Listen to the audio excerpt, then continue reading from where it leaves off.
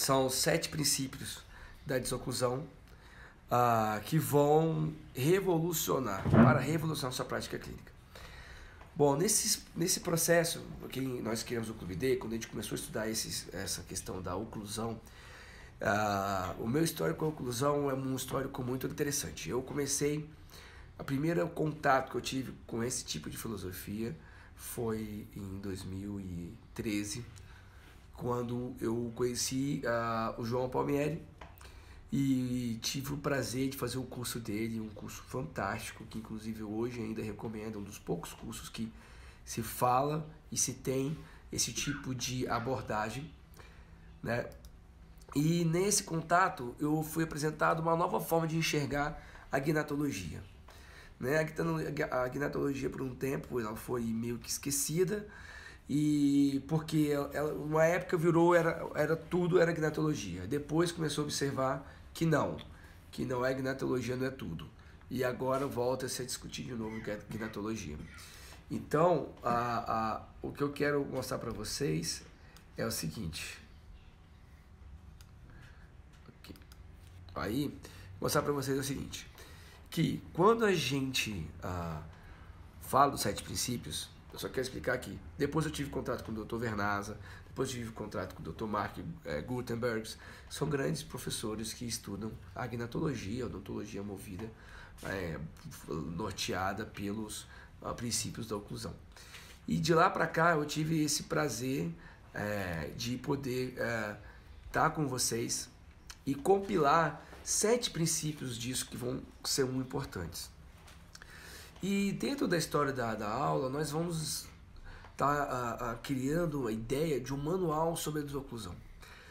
Lembrando que a desoclusão nada mais é do que um estudo da relação da mandíbula e da maxila, ligados pela articulação, que nós vamos explicar isso melhor, e como que isso se movimentando, esse sistema em ação, o que pode gerar e como pode acontecer os movimentos e as suas consequências. Então, nós criamos um manual, um e-book, que está bem bacana, vocês vão receber daqui poucos minutos, né? Para quem se inscreveu, nós com as 9 horas vou estar disparando, e no meio da aula vocês vão receber, não precisa sair da aula para vocês lerem, mas eu queria que vocês já tivessem esse manual em mãos para te ajudar, a te guiar a estudar. Esse manual é um manual extremamente, tentamos fazer o mais completo possível, mas com certeza ele não é o único e nem deve ser a única fonte de informação para vocês. Quem não me conhece, eu sou o Marcos Lavoisieri e sou dentista aqui de Brasília. Eu moro em Brasília, resido em Brasília, tenho 2 filhos, sou casado e, enfim, adoro a vida, adoro a odontologia. E a gente desenvolveu o projeto do Clube D quando a gente viu que as pessoas estavam buscando muito conhecimento, mas faltava um princípio que faltava para mim, de que algo acontecia na boca dos meus pacientes e eu não enxergava. E o que acontecia na boca dos meus pacientes pode estar acontecendo na boca de vocês também. Então, então o que acontece? A gente separou basicamente 7 princípios, que é o que nós vamos discorrer aqui nos próximos 50 minutos. Esses princípios são princípios que vão servir de guia para você.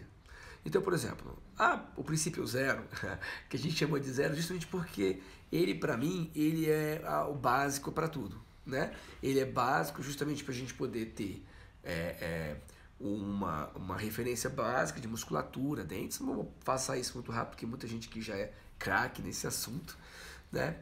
E depois nós vamos estar falando também sobre o princípio 1, e que é o quê? Guie os seus tratamentos com a desoclusão, né? Para quem está aí no Webex, guie o seu tratamento pela desoclusão. Depois nós vamos estar falando também sobre o anterior protege o posterior e o posterior protege o anterior. Esse jogo de palavras, ele é muito útil, vai ser muito importante você entender isso. O princípio número 3, ele é um princípio que está contemporâneo, foi até um dos temas que eu falei lá com o Dr. Lucas Firmino, meu brother. Falando disso depois, Alguém aí estava lá na palestra, depois se tiver alguém que estiver na palestra pode escrever aqui no chat que eu queria saber, na palestra do Lucas, que eu queria saber o que vocês acharam. Mas o princípio 3 é o seguinte: atrás de toda lente de contato de sucesso existe uma palatina que funciona e funciona equilibrada. Isso serve para tratamentos de lente de contato, como eu estou dizendo, mas isso serve para tratamentos ortodônticos, tratamentos endodônticos, para qualquer análise, vocês vão ver mais detalhadamente daqui a pouco. O quarto princípio é: saiba interpretar os pontos. De que pontos que a gente está falando? A gente está falando dos pontos de ajustes, porque a gente aprende muito, de uma certa forma, muito empírico, como que a gente pode fazer isso na faculdade. Alguns cursos de especialização ainda mostram, claro que mostram, mas a análise dos pontos que a gente aprende morde, tá alto, sim ou não, mas espera aí, será que é isso que é um ajuste desoclusal? Eu quero realmente que vocês tenham um acesso a uma outra forma de você avaliar os mesmos pontos, só que com interpretação diferente. O quinto princípio veja de longe as interferências da desoclusão. Nada mais é que como você vai conseguir gerar um diagnóstico mais preciso, mais eficiente e mais rápido com relação exclusivamente à desoclusão. Tá? Outro princípio importante, princípio 6. O que acontece quando há desequilíbrio? Ou seja, a gente está num crescente, onde o quinto princípio é o diagnóstico, já o princípio número 6 já é quais são as consequências. E o princípio 7 é um princípio muito legal. É um dos princípios que gera mais polêmica, é um princípio que gera muita confusão, muita distorção, às vezes, inclusive, muitas situações de discussões em redes sociais, que vamos desmistificar a dor. E, antigamente, e eu falo antigamente porque para mim, até um pouco tempo atrás, dor orofacial e oclusão e desoclusão e tudo faziam parte do nosso dia a dia. Porque a gente vê muitos pacientes sentindo dor e faz uma reabilitação equilibrada e ele diminui a dor. Isso acontece, inclusive, até hoje. Mas o problema é que quando a gente começa a estudar esse assunto um pouco mais, a gente começa a ver que o que a gente trata, apesar de ser em 80% dos casos, a gente consegue ajudar, contribuir a solucionar a dor do paciente, a gente começa a ver que dor orofacial, né, que é dor da face, vai além dos dentes. E eu vou falar rapidamente que existe uma coisa que é modulação da dor. Existem pessoas que o lugar onde era para interpretar essa dor, e eu estou falando de uma forma bem fácil, porque é só a introdução agora, ela é alterada. E essa alteração da dor, de como a pessoa interpreta o sinal da dor, pode gerar uma confusão. Você tem várias dores, inclusive de neuropatias, inclusive dores musculares, né? O que faz um paciente tá tudo bem, anos com a mordida toda troncha, do dia para a noite começa a doer a musculatura dele. O que fez essa musculatura? Claro que a oclusão influencia, claro que influencia naquele start, porque ele está sendo um fator de irritabilidade do sistema. Mas ele não é um fator determinante, alguma outra coisa acontece. E essa alguma outra coisa nós vamos falar no capítulo 7. Então, assim, esses são os 7 capítulos e os 7 assuntos. E nós vamos falar de cada um agora. Uma coisa que a gente fez no e-book, para vocês que estão aí, vão receber e-book daqui a pouco, nós fizemos uma coisa. Dividimos o e-book em 2 partes, tá? A primeira parte é uma parte que a gente chama de na prática, né? Na prática, o que a gente fez? Nós pegamos pacientes, pegamos o assunto e descrevemos de uma forma muito gostosa a leitura, como se fosse um bate-papo. Uma leitura mais suave e principalmente mais contemporânea, tentando abordar de uma forma que você possa ler, entender e passar para frente. Mas para aquele que gosta de um pouquinho mais de conteúdo científico, um tempo mais técnico, então a gente colocou o Saiba Mais. O Saiba Mais vai servir para você te orientar aonde você procurar conhecimento para aprofundar. Claro que o nosso objetivo do Saiba Mais é te orientar a buscar mais. Então, no Saiba Mais você vai ter um conteúdo mais denso e as referências bibliográficas e muito mais coisas assim nesse sentido. Tá bom, galera? Então, vamos falar então inicialmente do princípio zero, que é o princípio que antes de a gente começar a estudar qualquer coisa da oclusão, a gente precisa inicialmente discutir e avaliar princípios básicos do aparelho estomatognático e como eles se relacionam. Vamos falar sobre isso, né? Bom, primeiro entender que eu sei que às vezes parece bobo isso, mas no primeiro momento, mas às vezes não é tão bobo ainda, é que a gente pensa, a gente esquece às vezes que o aparelho estomatognático é formado por diversas partes, não somente a parte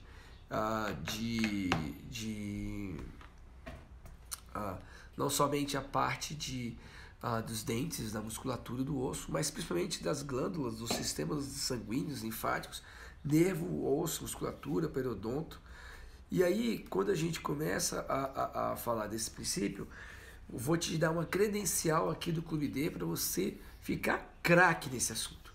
Realmente a gente acha isso muito, muito, muito, muito, muito importante, entendeu? De você entender o que precisa. Alguém do suporte ajuda aí o Alan. O Alan Zecchini não está conseguindo entrar. Já mandou? Beleza. Vamos lá. Então eu vou passar para vocês aqui. Pode deixar aí com você. Não vou usar isso. Tudo bem. A credencial. Bom, qual que é a credencial que você precisa ter? A credencial que a gente vai mostrar aqui para vocês é de que vocês precisam ficar craques na musculatura. Então vamos entender. Nós vamos falar de 3 grupos de músculos. Isso aqui, ó. Deixa eu arrumar esse aqui. Tem alguém que está com o áudio aberto aqui. Deixa eu ver. Esse é o Guilherme. Pronto. Bom, deixa eu só arrumar aqui, gente. Que tem alguém que está com o áudio aberto.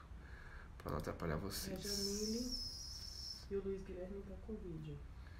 Tudo bem. A Jamile está com a Natália. Pronto. Olha lá. Vamos voltar aqui. Quando um liga o vídeo, aí voltou normal.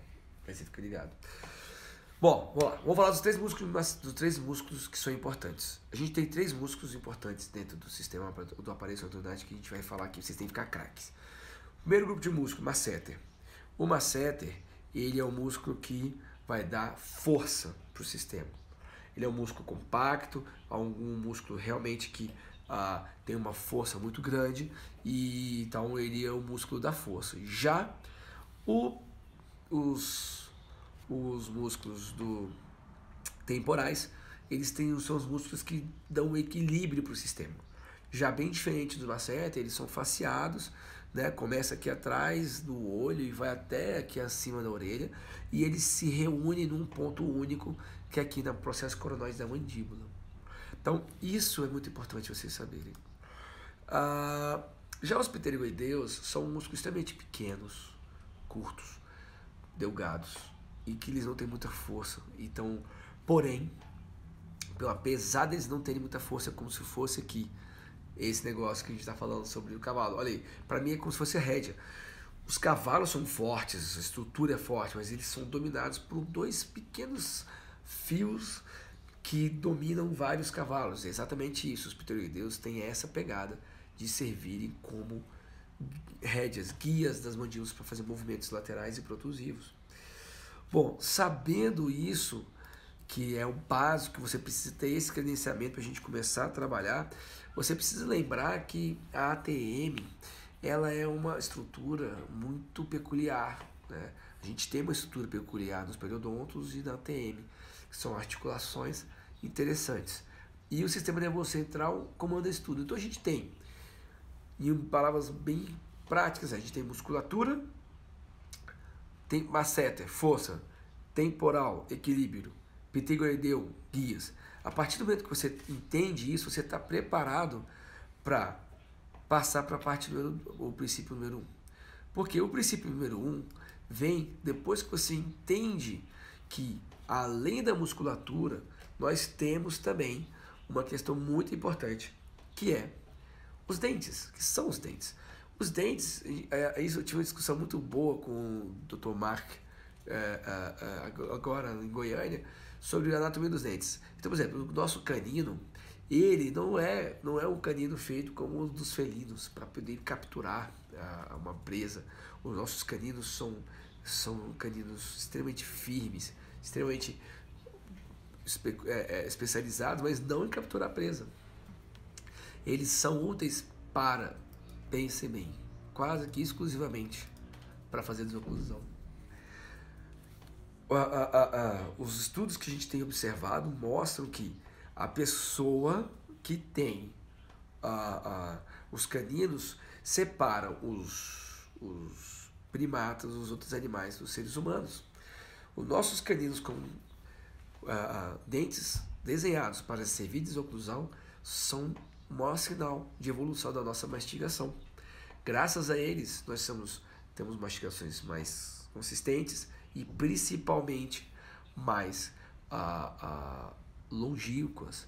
Então você imagina o seguinte, um dente de um humano, um molar, se tiver conservado dentro da prioridade de princípios de desoclusão, ele vai durar aí muito mais de 100 anos, se não tiver cárie, se não tiver nada disso. Sendo que o dente de uma vaca, de um ruminante, não tem uma longevidade tão grande, porque eles não têm esses tipos de movimentações que a articulação tem. Então, quando a gente começa a falar disso, entender que a gente tem musculatura que faz isso, que a gente tem dentes que foram evoluídos, inclusive dentro do nosso critério, do nosso livro, do nosso e-book, a gente fala sobre a fisiologia da oclusão, da desoclusão, e o interessante é o seguinte, não é à toa que o canino nasce por último. Deus não fez por acaso o canino nascer por último. Sabe, o canino nasce por último porque justamente ele é o cara, né, da desoclusão. Bom, tudo bem. Lá vocês vão ler isso melhor. Eu vou falar aqui o princípio número 1. O princípio número 1, se vocês entendem, né, que existe uma importância... Opa, parou de compartilhar aí, né? Eu vou voltar. Que existe importância dos princípios, das guias. Então, o que a gente costuma dizer?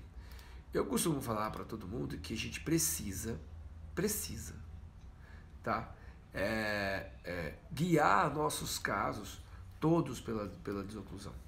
Porque a partir do momento que você tem a desoclusão bem estabelecida, através dos músculos, da articulação, dos dentes, né, de todos os critérios que a gente já tem citado aqui, a partir desse momento, você começa a ter consequências. Então assim, quando você faz um movimento de lateralidade e ele acontece tocando só nos dentes anteriores, você fica longe do ponto de fulcro. Então vamos entender melhor isso, gente, que isso é muito importante. Então quando você tem a articulação é aqui, articulação aqui, contato dos caninos é o mais longe possível da articulação. É o efeito que a gente chama de efeito da porta e dobradiça. Então, quanto mais longe você tiver fazendo uma força do ponto de fulcro, menor é a força você necessária para se fazer o mesmo movimento.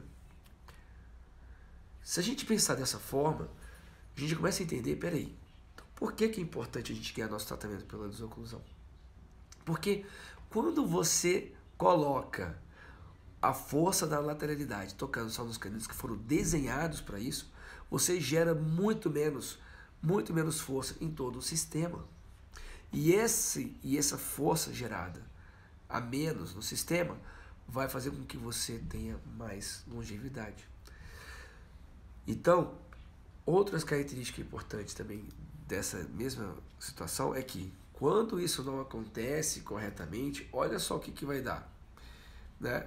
Olha só, quando existe falha do sistema, ou seja, não acontece só nos caninos, a desoclusão em grupo, ou parcial, ou integral, você começa a avaliar que o ponto de fulcro começa a ficar mais próximo da articulação. Na pior das hipóteses, o efeito da porta.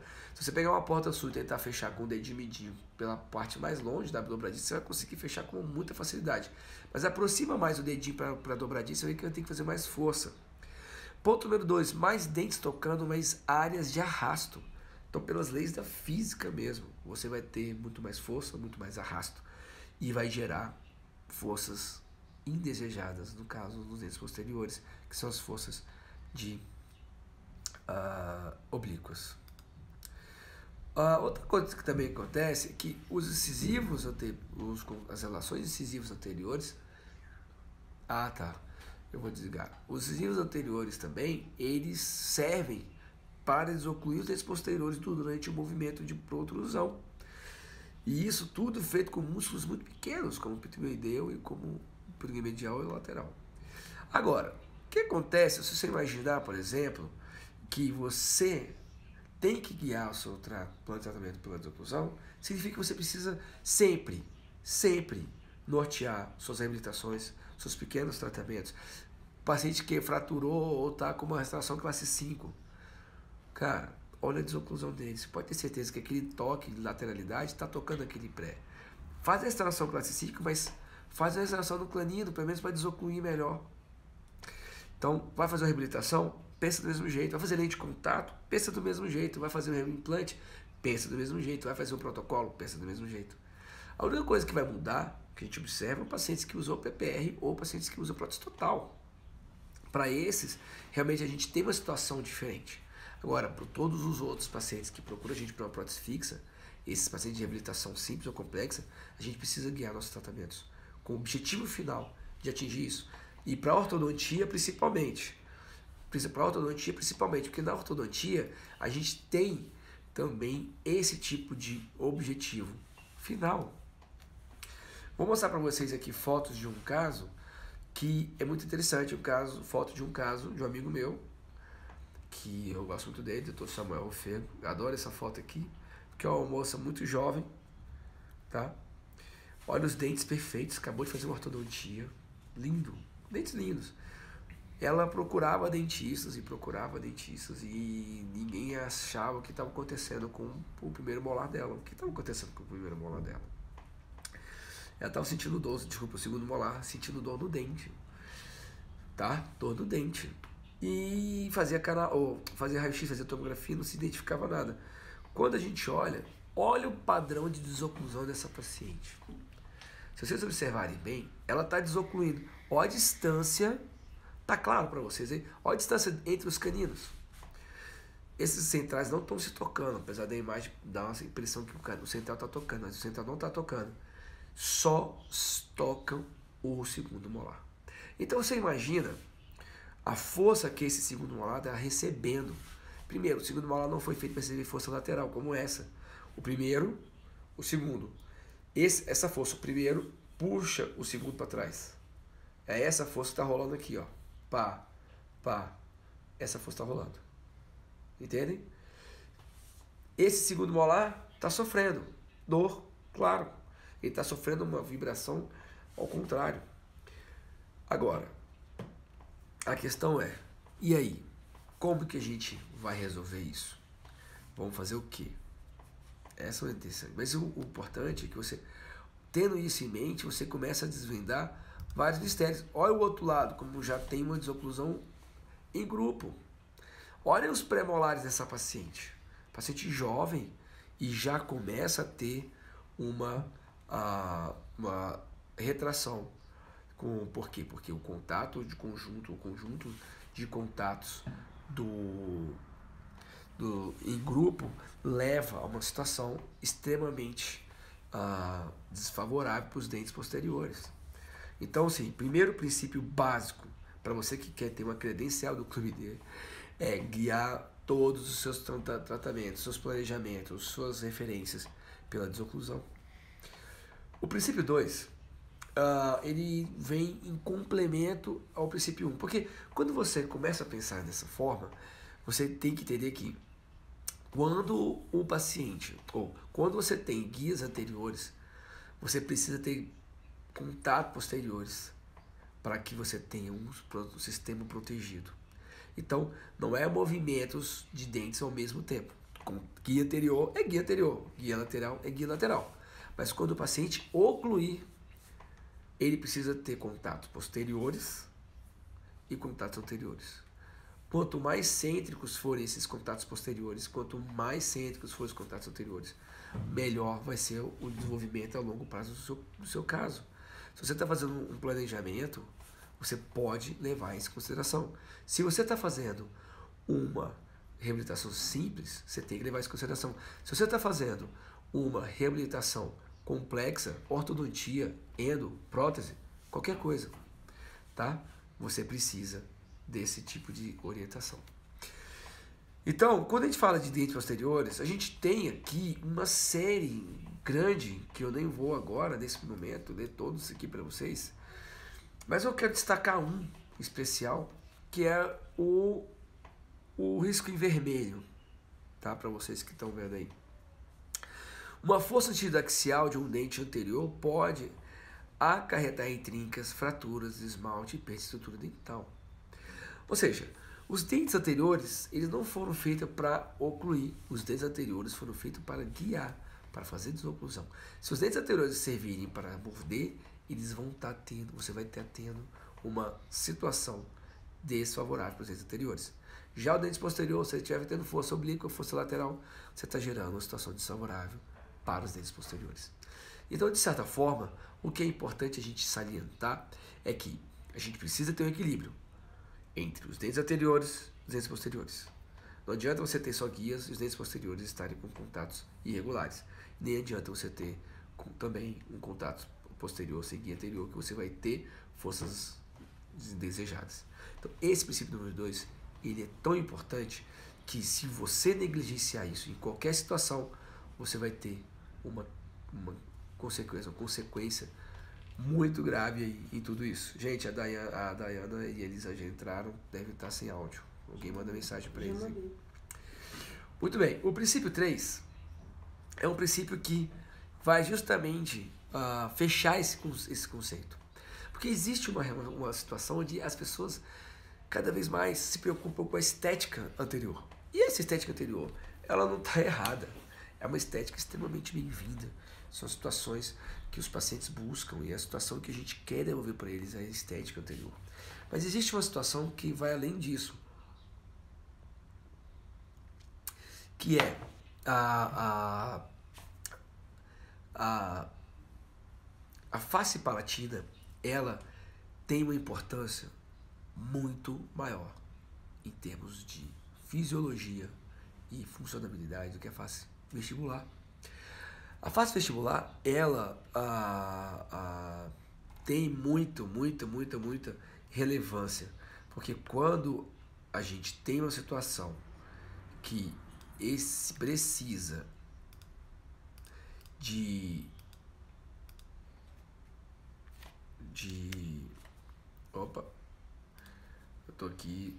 reabilitar um paciente, e esse paciente tem uma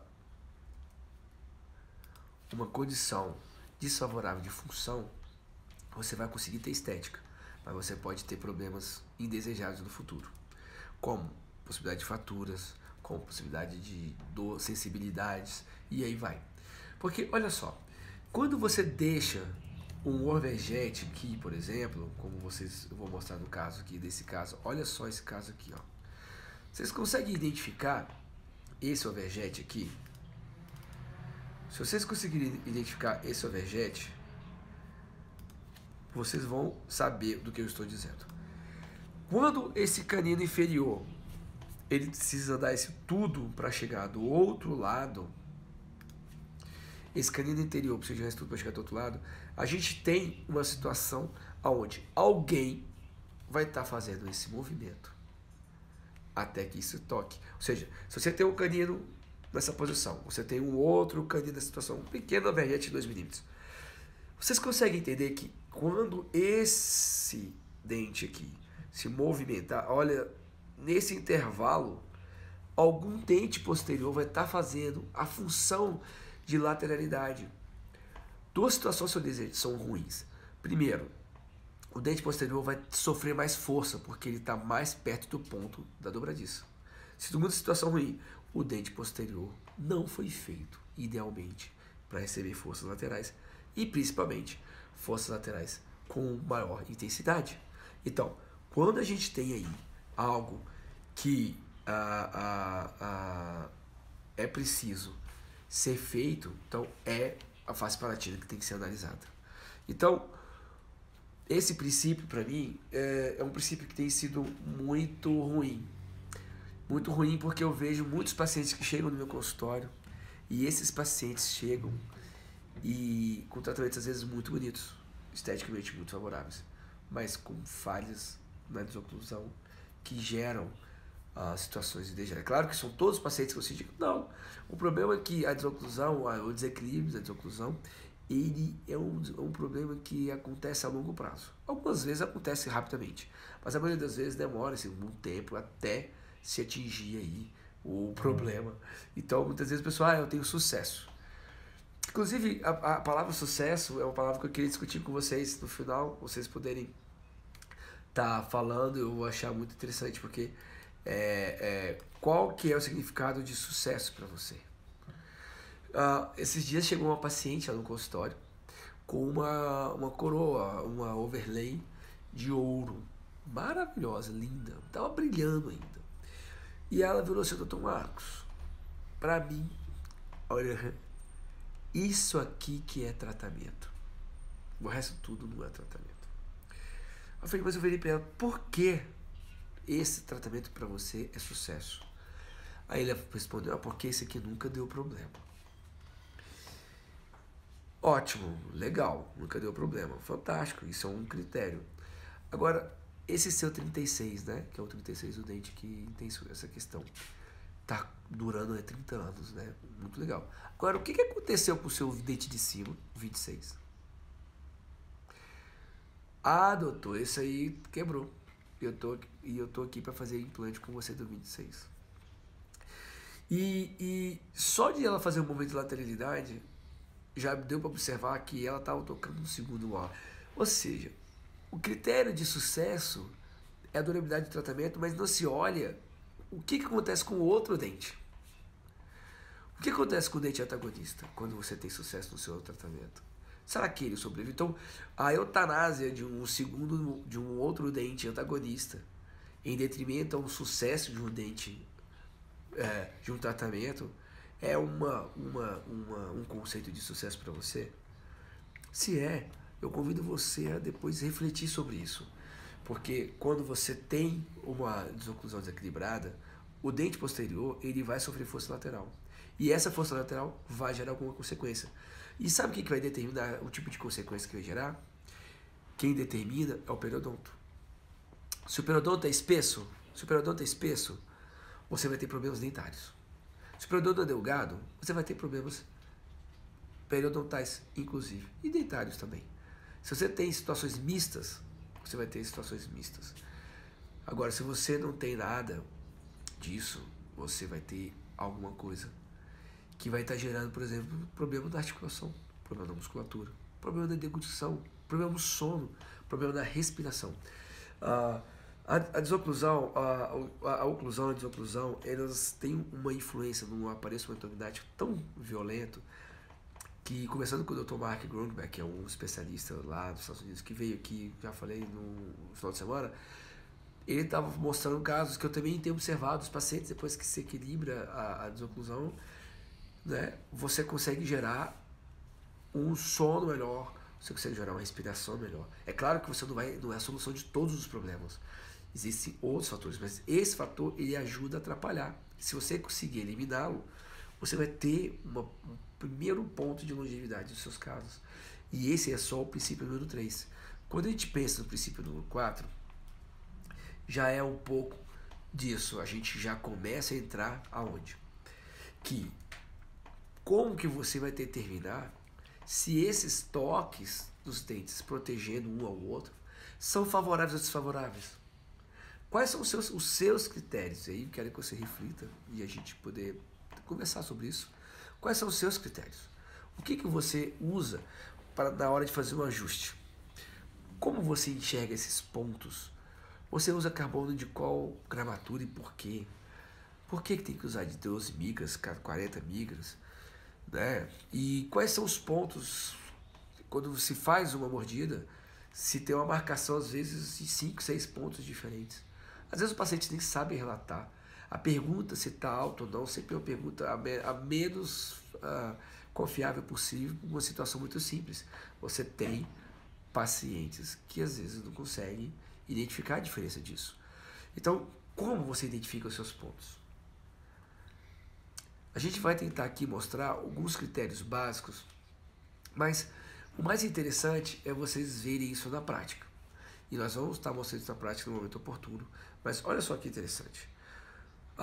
Existe uma característica importante que é, pra vocês entenderem de uma forma muito simples, quanto maior for a gramatura, ou seja, quanto maior for o carbono mais largo, mais marcações ele vai fazer.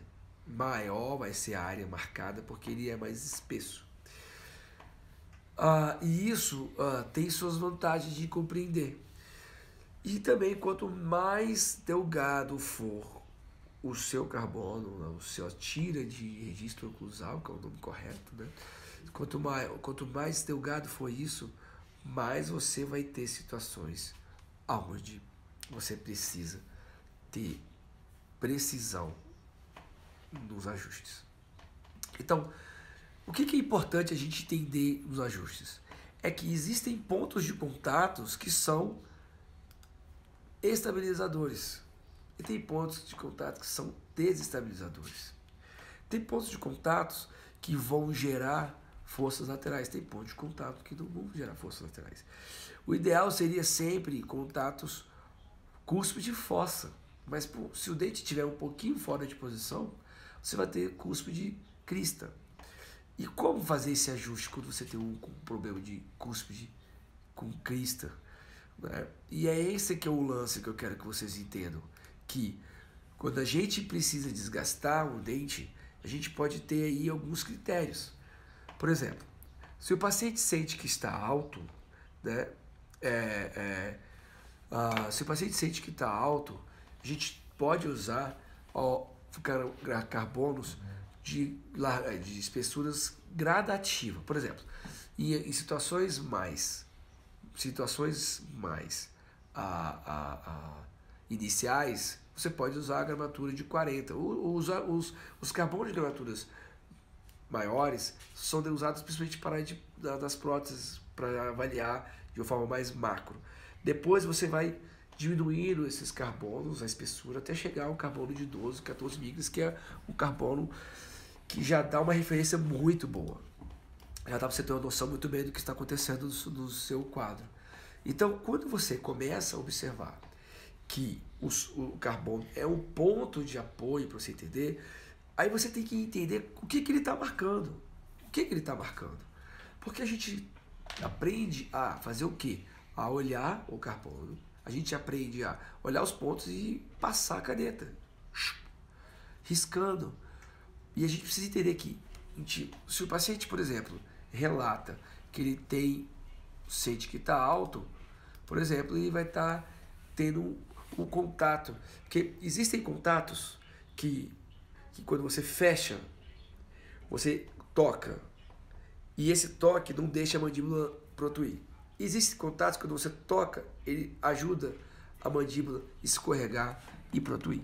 Então, esses desestabilizadores são esses toques que fazem com que a mandíbula encoste num ponto X e esse ponto promove uma protusão da mandíbula, gerando assim um desequilíbrio. Já os estabilizadores são pontos onde, quando a boca fecha, ele toca na região da frente, né? Então a gente vai funcionando.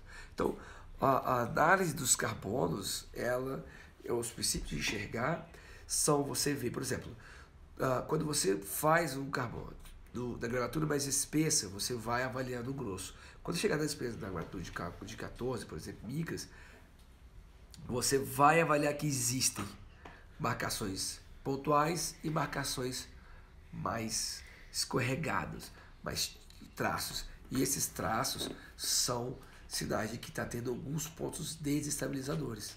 Então, assim, se você saber que existem pontos estabilizadores e pontos desestabilizadores, é importante você ter ideia do que está acontecendo. Agora, e isso é você ver que existem contatos, em outras palavras, os famosos contatos prematuros e os contatos deflectivos. E entender essas duas relações, que eu estou dando a introdução, que vocês vão ler e saber mais no nosso e-book, eu acho que vocês já devem ter recebido aí o e-mail do e-book, vocês vão ter aí uma situação bem mais completa. Então, agora, nada, gente, se compara ao que esse aparelho mostra. Tá? O Dexcom é a telemetria, ou seria assim, a gente não era um médico, ele não pede um eletrocardiograma. Então, esse seria o eletromordidograma, porque ele mostra, esses gráficos aí são incríveis. Ele não mostra onde está alto. Eu pensava que era para mostrar onde está alto, como se fosse um carbono digital. Esquece isso. O Dexcom não é um carbono digital. Ele vai muito além disso. Ele mostra em tempo, milissegundos, como que funciona todos esses pontos. Como que cada dente se toca, em que tempo ele se toca, quanto tempo eles ficaram tocados e qual a intensidade desse toque em cada minuto, em cada segundo.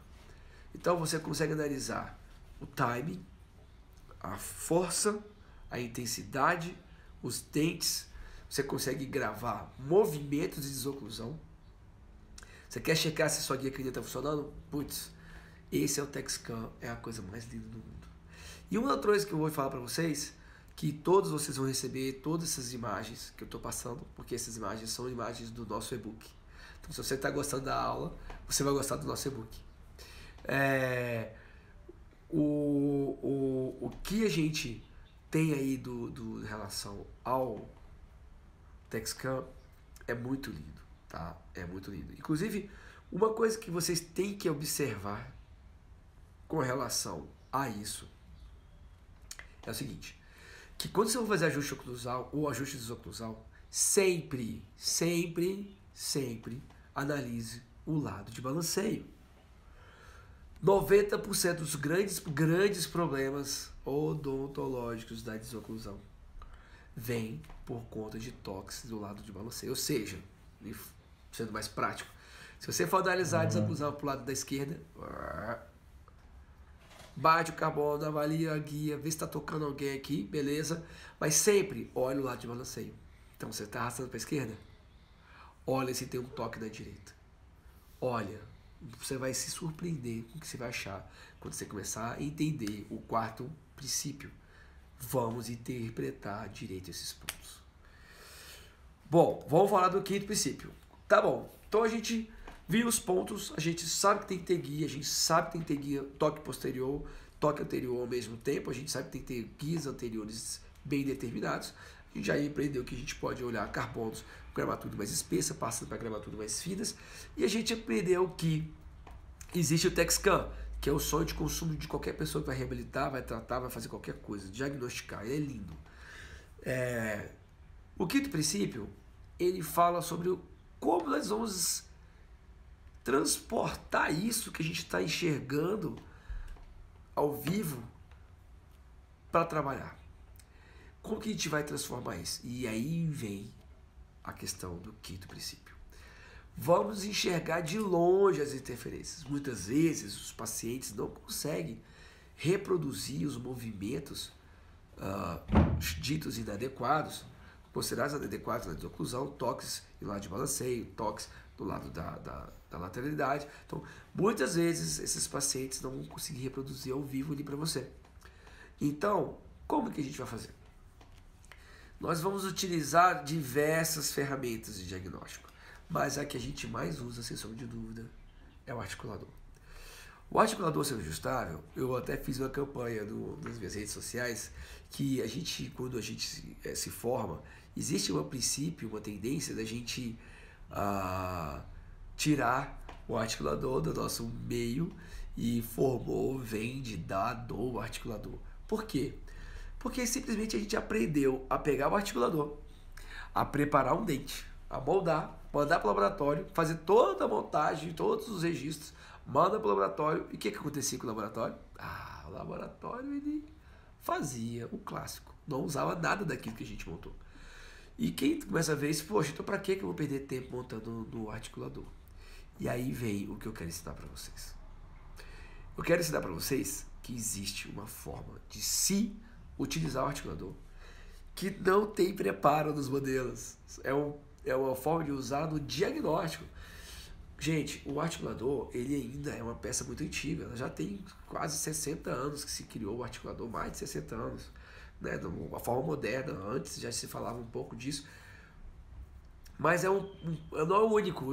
A gente conhece, eu conheço várias outras formas mais eficientes de se estudar isso, tá? Digital, eletrônico, muito. Mas o articulador continua sendo uma coisa barata, democrático e serve para nortear muito bom. Então, vamos usar o articulador, mas de que forma? Primeira forma que tem que rolar é usar o arco facial. Pode deixar aí. Usar o arco facial.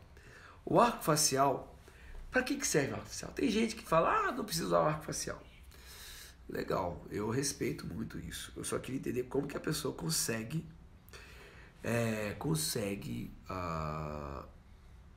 registrar a posição. O arco facial, gente, em termos muito práticos, ele serve para poder pôr a maxila em relação ao plano do crânio, da base do crânio.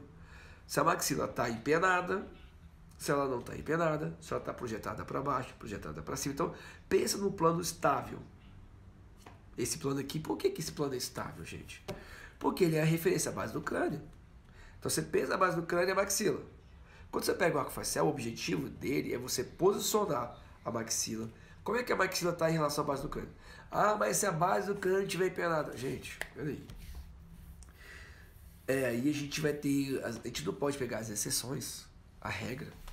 E essas exceções atrapalharem todos os outros 95% dos pacientes que não têm essa base do crânio empenada.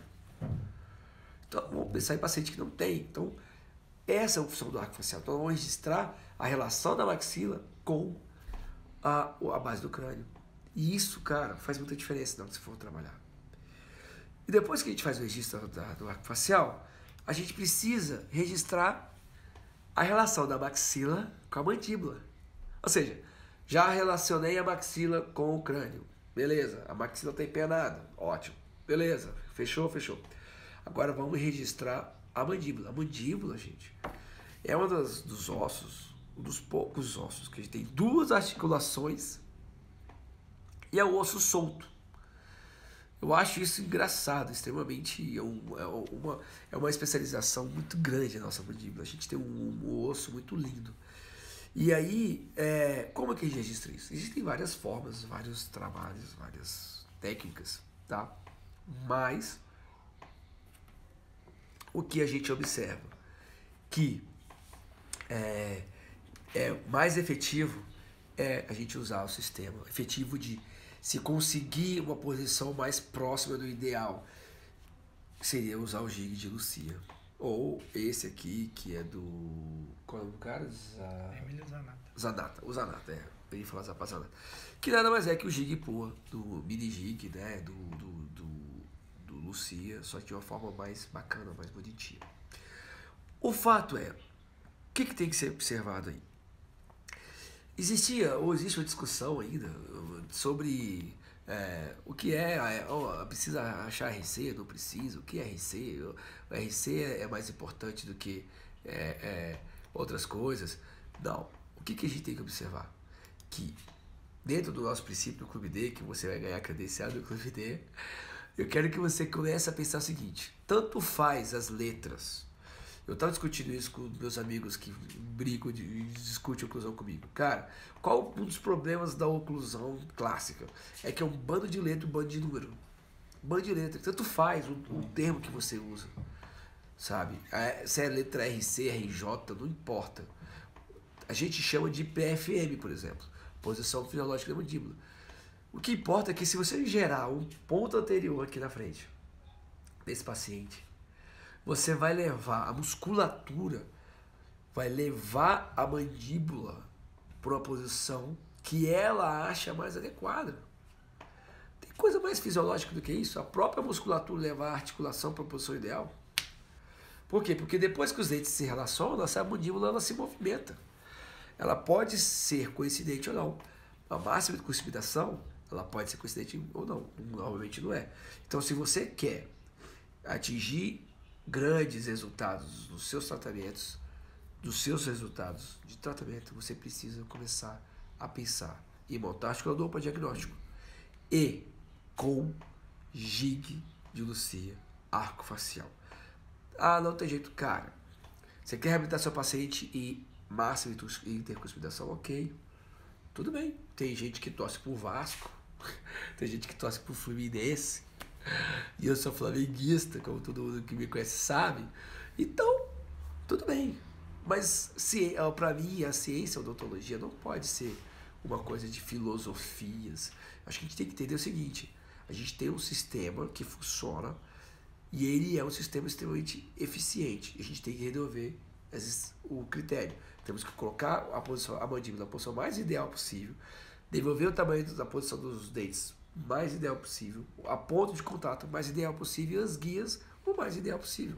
São princípios que vão nortear você a ter sucesso. Se você seguir todos esses princípios, cara, eu não consigo ver alguma coisa que vai faltar para você.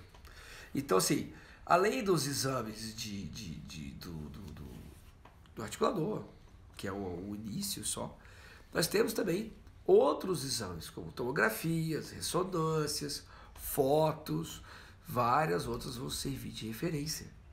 Então, por exemplo, quando a gente começa a medir consequências, o que acontece? A gente começa a ter várias consequências.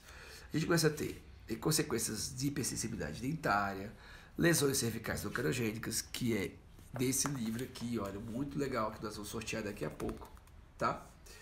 Um livro maravilhoso, que de uma linguagem super simples, e tem algumas coisas que para mim faltam, e a gente está colocando no nosso e-book como montagem articulador, faz muita diferença para mim estudar isso ou não, mas tudo bem.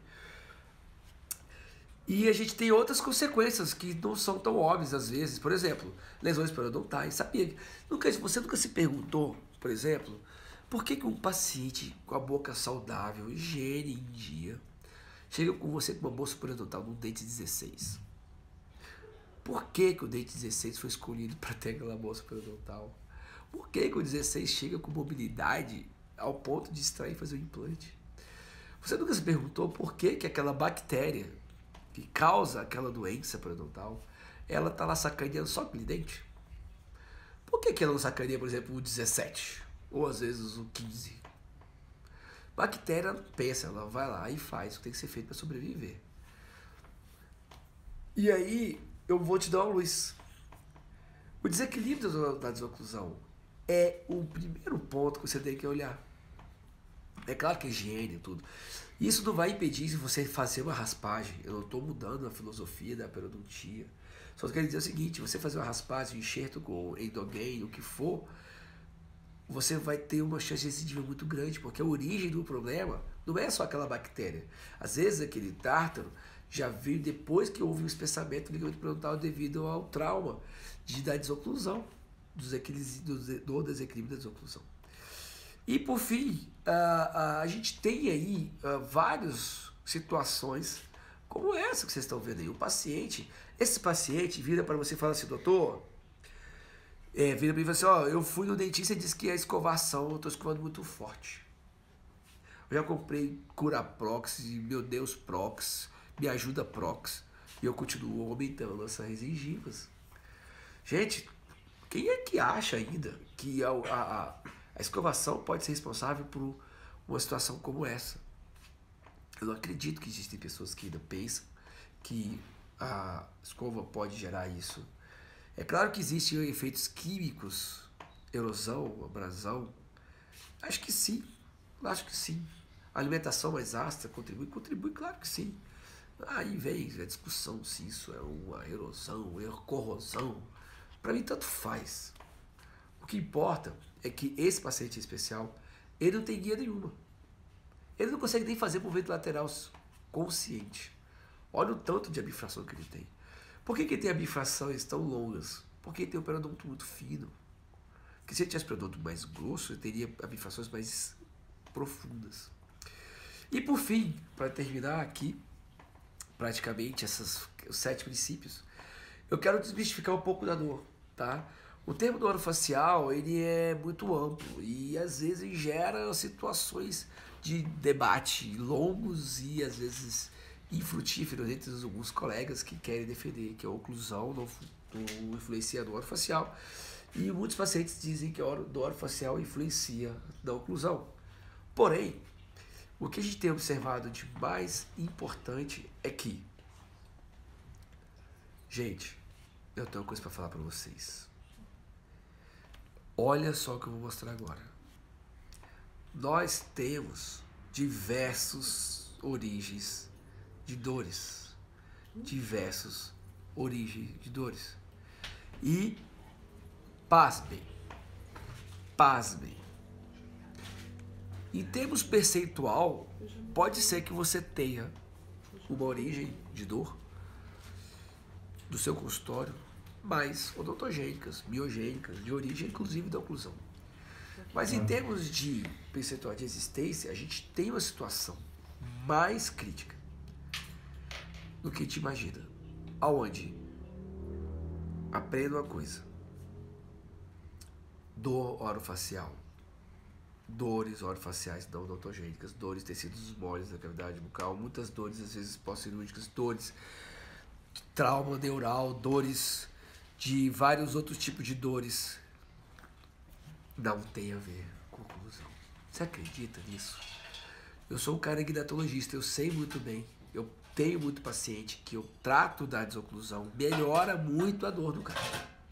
Mas eu tenho consciência que essa melhora não é uma melhora a longo prazo, porque se a pessoa tiver uma modular, se o cérebro, o sistema nervoso central dela interpreta mal o que é dor, você vai ter dores que às vezes podem estar refletidas nos dentes. Às vezes você pode estar com dores refletidas no músculo. Mas a origem dessas dores, muitas das vezes, não tem nada a ver com a oclusão ou com a desoclusão. Então, nós vamos fechar aqui os 7 princípios com esse grande princípio que gera muita polêmica, mas vão por mim. Eu vou estar no capítulo do 7 do e-book, tentando, para quem quiser saber mais, só ir lá na página do Saber Mais, destrinchando um pouco mais sobre esse tema, tá? Então, assim, é importante vocês saberem que realmente a desoclusão não tem muito relação com as dores orofaciais não odontogênicas. Então, assim, para todos vocês que estão me ouvindo, eu já estou finalizando, eu vou só mostrar um caso clínico rapidinho para vocês, bem legal. E para vocês que estão acompanhando. Então, esses são os 7 princípios.